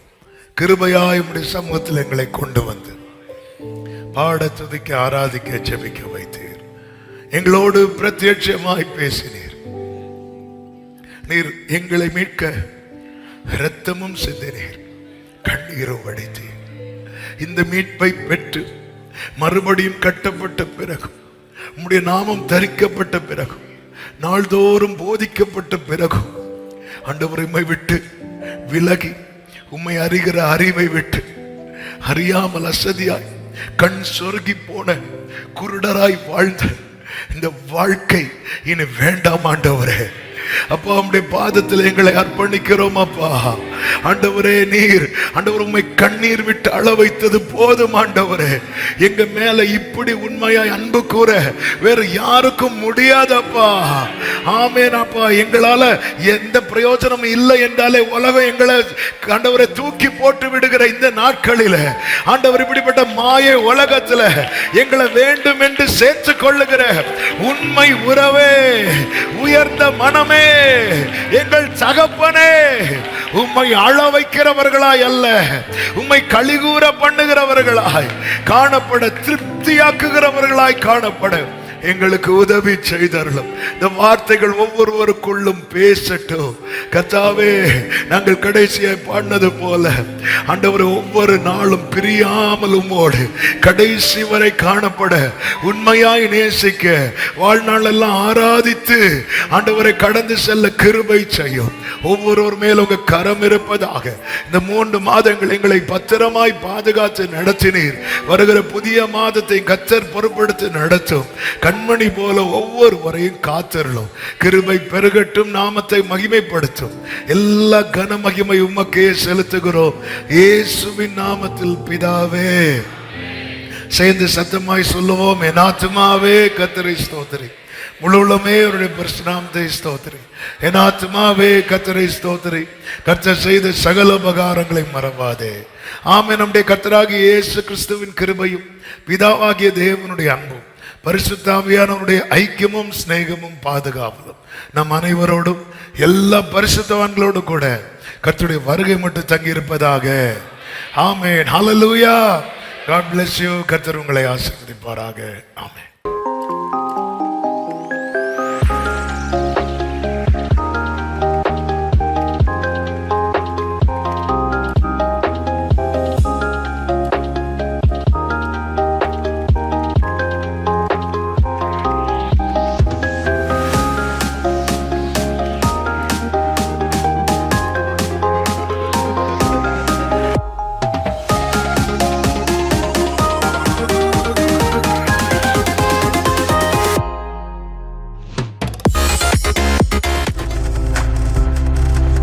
நீங்கள் பார்த்துக் கொண்டிருப்பது உங்கள் ஜாய் டிவி. உங்கள் துக்கம் சந்தோஷமாய் மாறும்.